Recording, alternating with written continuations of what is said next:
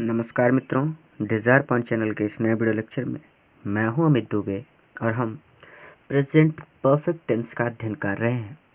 पिछले video lecture में हमने प्रेजेंट परफेक्ट टेंस के अफर्मेटिव सेंटेंस का अध्ययन किया था। वहां पे बहुत सारी बेसिक चीज़ें हमने देखी। अगर आपने अभी तक प्रेजेंट परफेक्ट टेंस का अफर्मेटिव सेंटेंस वाला वीडियो लेक्चर नहीं देखा है तो आप हमारे चैनल की टेंस की प्लेलिस्ट में जाइए, वहाँ पे आपको सारे वीडियोस मिल जाएंगे। सबसे पहले आप उस वीडियो लेक्चर को कंप्लीट करके तब इस वीडियो लेक्चर पे आइए। तो चलिए शुरू करते हैं। आज हम पढ़ेंगे प्रेजेंट परफेक्ट टेंस का निगेटिव सेंटेंस और इंट्रोगेटिव सेंटेंस। तो सबसे पहली बात करते हैं निगेटिव सेंटेंस की। तो सबसे पहले पहचान पर चलते हैं। थोड़ा सा पीछे पिछला टॉपिक कि पहचान तो हर जगह वही रहती है, सेम, कि भाई इन वाक्यों के अंत में चुका है, चुकी है, चुके हैं, लिया है, दिया है, किया है आदि शब्द आते हैं। ये बात तो हर जगह सेम रहती है। अब निगेटिव जो होगा यानी नकारात्मक वाक्य, उसके आगे हम पहचान में थोड़ा सा बढ़ा के लिख सकते हैं कि इन वाक्यों में नकारात्मक शब्द भी आते हैं। अर्थात इतना लिखने के बाद हम लिख सकते हैं कि इन वाक्यों में नकारात्मक शब्द भी आते हैं। अगर आप लिखना चाहें तो लिख सकते हैं, नहीं तो बार बार पहचान लिखने की आवश्यकता नहीं होती। हमने सिंपली लिख लिया चुका है, चुकी है, चुके हैं। उसके बाद हम सेंटेंस को जब पढ़ेंगे तो हमें खुद पता चल जाएगा कि ये निगेटिव है, अफर्मेटिव है कि इंट्रोगेटिव है। अगर आप चाहें तो आप पहचान थोड़ा सा इसके आगे बढ़ाकर लिख सकते हैं कि इन वाक्यों में नकारात्मक शब्द भी आते हैं। और अगर आपको समझ में आ रहा है तो आपको पहचान लिखने की आवश्यकता नहीं है। और दूसरी बात, नोट्स। ये नोट्स भी हर जगह पर सेम ही रहते हैं। आई, वी, यू, दे तथा बहुवचनकर्ता के साथ हमें हैव का यूज करना है और ही, सी, इट तथा एकवचनकर्ता के साथ हम हैज का यूज करेंगे। तो चलिए अपने वीडियो पर चलते हैं। अब बात करते हैं रूल की। तो रूल भी बड़ा आसान सा है, बस सब्जेक्ट प्लस हैज या हैव, ये अफर्मेटिव का था, बस इसी में प्लस करके नॉट लगा दीजिए हेल्पिंग वर्ब के बाद, ये निगेटिव का रूल बन जाएगा। यानी एक रूल याद कीजिए और सारे के सारे रूल अपने आप तैयार हो जाते हैं। तो चलिए लिखते हैं। तो हमारा रूल होगा कि सब्जेक्ट प्लस हैज या have plus not plus verb की third form plus object plus remain plus full stop, जहाँ रिमेन का मतलब शेष होता है। अब एग्जाम्पल के लिए कुछ सेंटेंसेस देखते हैं ताकि हमारा टॉपिक क्लियर हो जाए। जैसे मैंने ताजमहल नहीं देखा है। सेंटेंस ध्यान से समझिएगा कि वाक्य के अंत में बड़ा की मात्रा लगी हो और है शब्द जुड़ा हुआ हो। तो देखिए यहाँ पे खा के बाद बड़ा की मात्रा है और है। इसका मतलब मैं ताजमहल नहीं देख चुका हूँ। ठीक है, यानी अभी तक मैंने ताजमहल नहीं देखा है। ठीक है, तो ऐसे सेंटेंसेस भी हम कहाँ रखते हैं? प्रेजेंट परफेक्ट टेंस में। बहुत आसान सी बात है। तो अब इसको कैसे करेंगे? सबसे पहले हमें सब्जेक्ट चाहिए। तो सब्जेक्ट के लिए हमें मैंने यानी आई। अब आई के साथ हैज लगेगा कि हैव लगेगा? भाई हैव लगेगा, क्योंकि आई भी यू देता था बहुवचनकर्ता के साथ, हमें हैव का यूज करते हैं। I have. अब नहीं है इसका मतलब नॉट। बस यही पकड़ के चलिए, कुछ मत कीजिए। सब्जेक्ट लिख लिया, हैज या हैव लिख लिया, प्लस नॉट लिख लिया, वर्ब की थर्ड फॉर्म देखा, सीन हो जाएगा थर्ड फॉर्म, क्योंकि सी मीन्स होता है देखना और सी का थर्ड फॉर्म होता है seen. I have not seen. अब चाहिए ऑब्जेक्ट, तो क्या नहीं देखा है? ताजमहल। तो ताज महल, फुल स्टॉप। दूसरा सेंटेंस अगर कहें, जैसे कि उसने झूठ नहीं कहा है। उसने झूठ नहीं कहा है। देखिए यहाँ पे भी लास्ट में बड़ा की मात्रा, उसके बाद है, तो इसका मतलब ये भी प्रेजेंट परफेक्ट टेंस है। ठीक, ये सब बातें एग्जाम्पल्स करते करते आप समझ जाएंगे आराम से कि वाक्य के अंत में, ये लास्ट वाले वर्ड के अंत में बड़ा आ की मात्रा, कभी कभी ई की मात्रा भी आती है। तो हम तो वो देख चुके हैं कि भाई राम ने कहानी नहीं लिखी है, ऐसे वाक्य हम पिछले वाक्य में कर चुके हैं, यानी पिछले सेंटेंसेस में ऐसे वाक्य कर चुके हैं। तो उसने झूठ नहीं कहा है, अर्थात वहाँ झूठ नहीं कह चुका है। सिंपल सी बात है कि ये भी प्रेजेंट परफेक्ट टेंस है। अब करेंगे कैसे? उसने अर्थात कोई होगा पर्सन, यानी ही, सब्जेक्ट, फिर हैज़ या हैव।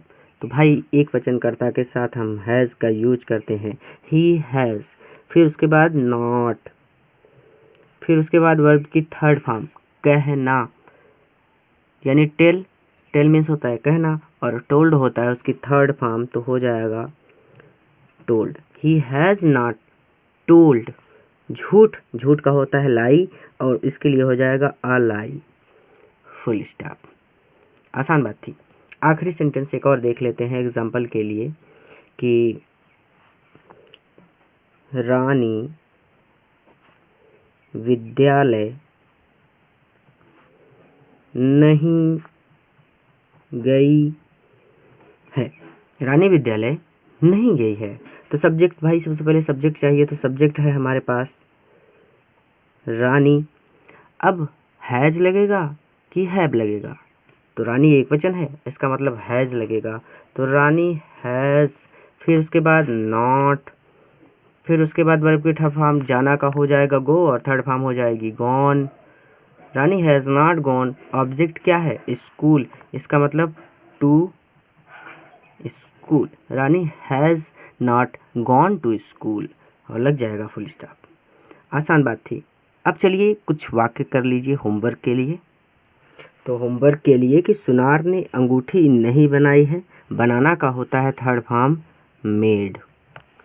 और हमने लाल किला नहीं देखा है, तो देखना का होता है सीन।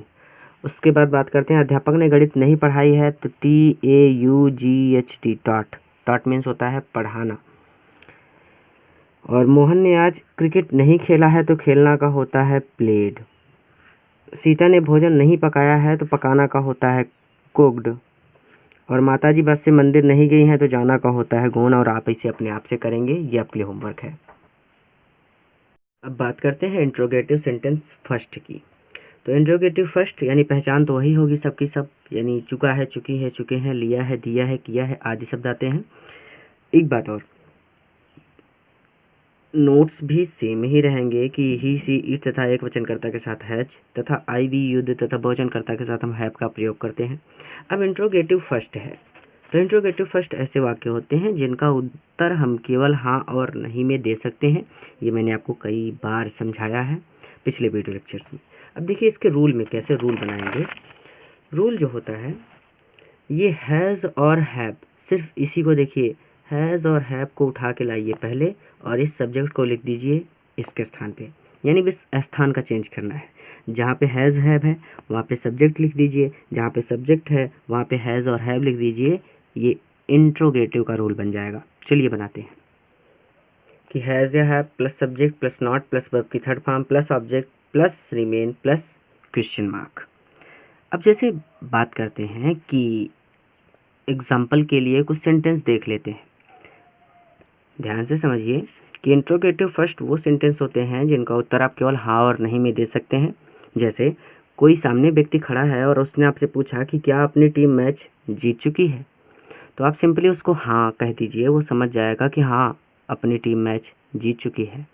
या फिर आप उससे कह दीजिए कि नहीं, तो वो समझ जाएगा कि अपनी टीम मैच नहीं जीत चुकी है। आसान बात थी। अब देखिए रूल के अकॉर्डिंग चलना है। सबसे पहले हैज़ या हैव सब्जेक्ट को देखते हुए, तो यहाँ पे सब्जेक्ट क्या है, अपनी टीम, अपनी टीम यानी हमारी टीम, तो इसका मतलब होगा आवर टीम। अब आवर टीम, हमारी टीम, इसका मतलब एक वचन, क्योंकि हमारी तो एक ही टीम होगी ना, बहुत सारी टीम तो होगी नहीं, तो हैज़ लग जाएगा। अब हैज़ के बाद अपनी टीम यानी हैज़ आवर टीम, हैज़ हो गया, सब्जेक्ट हो गया, नॉट। देखिए यहाँ पे इंट्रोगेटिव निगेटिव करके अध्यापक 6 सेंटेंस बनाते हैं, लेकिन मैं इंट्रोगेटिव सेंटेंस फर्स्ट में ही सारा का सारा लपेट दे रहा हूँ, आपको कोई डाउट नहीं होगा। ध्यान से समझिए कि अगर इस वाक्य में कहीं पर आपको नहीं शब्द मिल जाए तो आप नॉट को लगा देंगे, अगर इस वाक्य में कहीं पर आपको नहीं शब्द नहीं मिलता तो आप नॉट को छोड़ देंगे। तो देखिए कहीं पर नहीं है, क्या अपनी टीम मैच जीत चुकी है, तो कहीं पर भी नहीं, वाक्य नहीं आया, इसका मतलब ये अभी यूज नहीं करना। हम चलेंगे वर्ब की थर्ड फॉर्म। जीतना का होता है विन, और थर्ड फॉर्म होता है won. Has our team won, क्या जीत चुकी है, मैच, तो हो जाएगा दी मैच, और लग जाएगा क्वेश्चन मार्क। आसान बात थी। जैसे दूसरा वाक्य, क्या तुमने शेक्सपियर का नाम सुना है। बहुत आसान सा वाक्य है कि क्या तुमने शेक्सपियर का नाम सुना है, तो ये भी प्रेजेंट परफेक्ट टेंस है, और है ये इंट्रोगेटिव फर्स्ट, क्योंकि इसका उत्तर आप केवल हाँ और नहीं में दे सकते हैं। तो क्या तुमने, सब्जेक्ट हमारा कौन है, तुमने, तुम, यू, यानी आई वी यू दे तथा बहुवचनकर्ता के साथ हमें हैव का यूज करना है, तो लग जाएगा हैव, फिर सब्जेक्ट है यू, हैव यू। अब सुनना, थर्ड फॉर्म, नॉट नहीं लगेगा थर्ड फॉर्म, क्योंकि यहाँ पे कहीं पर नहीं शब्द नहीं है, third form of the verb. अब सुनना का होता है हियर और थर्ड फॉर्म हियर का होता है हर्ड, HEARD, हर्ड। अब क्या नहीं सुना है, ऑब्जेक्ट चाहिए ना, तो क्या नहीं सुना है, शेक्सपियर का नाम, तो नेम ऑफ शेक्सपियर, तो द नेम ऑफ, ये नेम का यन स्मॉल में रहेगा, शेक्सपियर,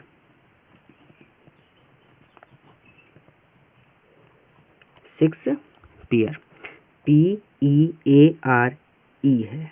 ठीक है, लास्ट सेंटेंस एक और देख लेते हैं होमवर्क के लिए। क्या मैंने गरीबों की मदद नहीं की है, इस नहीं को मैंने लाने के लिए एक सेंटेंस और बढ़ा दिया कि क्या मैंने गरीबों की मदद नहीं की है। तो इसके लिए देखिए कि सबसे पहले हमें रूल देखना है कि हैज़ या हैव, तो हैज़ और हैव सब्जेक्ट को देख कर लगेंगे, तो सब्जेक्ट है मैंने अर्थात मैं, तो मैं के लिए लगता है हैव। अब लग जाएगा आई, आई हमेशा कैपिटल में होता है। अब देखिए सब्जेक्ट के बाद नॉट, अगर कहीं पर नहीं शब्द आता है तो नॉट, तो नहीं है तो इसका मतलब नॉट लग जाएगा। Have I not, help means होता है मदद करना, हो जाएगा हेल्प्ड, रेगुलर और इरेगुलर वर्ब। ठीक है, तो हेल्प्ड, अब किसकी हेल्प मदद नहीं की है, गरीबों की, अर्थात द पुअर, और ये लग जाएगा क्वेश्चन मार्क। तो चलिए होमवर्क के लिए सेंटेंस देखते हैं। तो सेंटेंस देखिए कि क्या मैंने राम को नहीं पीटा है, पीटना का होता है beat, beat, beaten, third form. हमने आम नहीं खाए हैं, तो ईट, एट, ईटन हो जाएगा, आप जानते हैं, खाना का थर्ड फॉर्म। और उसके बाद क्या राधा और सुधा विद्यालय जा चुकी हैं, तो जाना का होता है गॉन। और क्या मोहन हिंदी पढ़ चुका है, तो रीड का रीड, रीड, रीड, तीनों जगह पे रीड ही होगा, बस उसका उच्चारण थोड़ा सा बदल जाता है, ये मैंने पिछली वीडियो लेक्चर में बताया था। और क्या चपरासी घंटी नहीं बजा चुका है, तो इसका होगा रंग, बजाना का, RUNG। तो आगे चलते हैं इंट्रोगेटिव सेकंड पर, ध्यान से समझिएगा। इंट्रोगेटिव सेकंड के लिए कुछ भी नहीं करना, बस ये वाला जो रूल है, इसी रूल के आगे सबसे पहले लिख देना है QW, उसके बाद कर देना है प्लस, यानी क्वेश्चन वर्ड। जो क्वेश्चन वर्ड होगा, जिस प्रश्न के, यानी जिस शब्द के माध्यम से प्रश्न पूछा जा रहा है, वही पर शब्द लिख देना है बस। एक बात और कि इंट्रोगेटिव सेकंड वो वाक्य होते हैं जिनका उत्तर आप केवल हाँ और नहीं में नहीं दे सकते। तो बस सिंपल सा रूल है कि क्वेश्चन वर्ड प्लस हैज़ या have plus subject plus not plus verb की third form plus object plus remain plus question mark. Sentence देखते हैं। सुनार अंगूठी क्यों नहीं बना चुका है, तो इसके लिए सुनार, देखिए मैंने फिर से बताया कि इंट्रोगेटिव नेगेटिव सेंटेंस करके अध्यापक 6 वाक्य बनाते हैं, लेकिन मैंने इंट्रोगेटिव सेंटेंस के सेकंड पार्ट में ही इंट्रोगेटिव नेगेटिव को भी कंप्लीट कर दिया। बस सब्जेक्ट के बाद नॉट रखिए, अगर कहीं पर नहीं दिखा तो नॉट लगा दीजिए, अगर नहीं दिखता है तो नॉट को छोड़ दीजिए। तो सुनार का होगा गोल्ड स्मिथ, सॉरी अभी कहाँ, इंट्रोगेटिव है। तो सुनार अंगूठी क्यों नहीं बना चुका है, तो मैंने सिंपली कहा था कि ऐसे वाक्यों का उत्तर आप केवल हाँ और नहीं में नहीं दे सकते। अब जैसे किसी ने पूछा कि सुनार अंगूठी क्यों नहीं बना चुका है, तो हमें रीज़न बताना पड़ेगा कि कोई कारण था जिसकी वजह से सुनार ने अंगूठी नहीं बना पाया। तो चलिए देखते हैं। तो क्यों, सबसे पहले क्वेश्चन वर्ड, तो लिखेंगे सबसे पहले वाई। हैज़ या हैव, गोल्ड स्मिथ एक होगा तो हैज़ लगेगा, वाई हैज़, अब लगेगा गोल्ड स्मिथ नॉट। अब देखिए कहीं पर नहीं शब्द है, ये है नहीं शब्द, तो गोल्ड स्मिथ नॉट। वर्ब की थर्ड फॉर्म बनाना, बनाना का होता है मेक और थर्ड फॉर्म होता है मेड। और why has goldsmith not made a ring, क्या नहीं बना चुका है, अंगूठी ना, तो एक समय में एक अंगूठी, तो a ring, question mark. Object के लिए यहाँ पे ऑब्जेक्ट है अ रिंग। ठीक, दूसरा वाक्य, अजय ने दुकान क्यों खोली है, जैसे कोई अजय है नाम का दुकानदार है, वही पूछ रहे हैं कि अजय ने दुकान क्यों खोली, तो भाई उसको पैसे कमाने थे इसलिए खोली होगी, रीज़न बताना पड़ेगा। तो अब सबसे पहले क्वेश्चन वर्ड है यानी क्यों, तो वाई, सब्जेक्ट है अजय, अजय तो हैज़ लग जाएगा क्योंकि एक वचन है हैज़, फिर सब्जेक्ट है हमारे पास Ajay, why has Ajay not, कहीं पर नहीं शब्द है, नहीं है तो नॉट को छोड़ देंगे। वर्ब की थर्ड फॉर्म, ओपेंड का होता है third form opened, why has Ajay opened, क्या खोली है, दुकान, तो यहाँ पे ऑब्जेक्ट जो है वो दुकान है, तो हो जाएगा द शॉप, और ये लग जाएगा क्वेश्चन मार्क। लास्ट सेंटेंस एक और देख लेते, उसने तुम्हें अंग्रेजी क्यों नहीं पढ़ाई है। तो सबसे पहले क्वेश्चन वर्ड क्यों, हर जगह पे क्यों ही ले लिया मैंने। चलिए आप लोग कोई देख लीजिएगा दूसरा।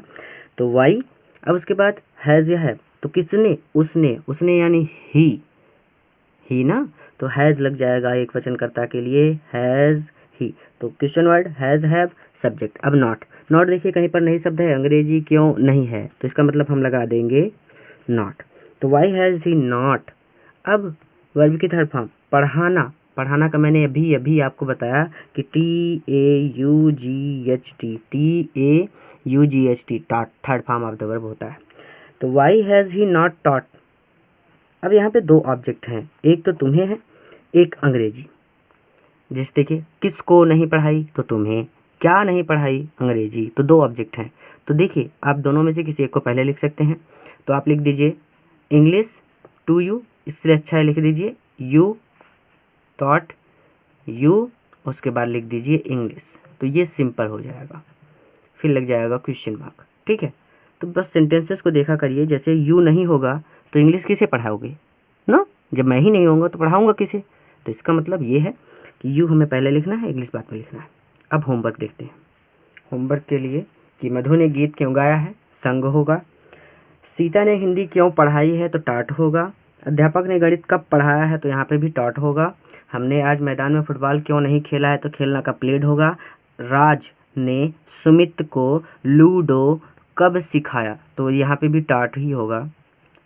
ठीक है, TAUGHT टॉट, सिखाना का भी टॉट ही होता है। तो इतने सेंटेंसेस आपके लिए होमवर्क है।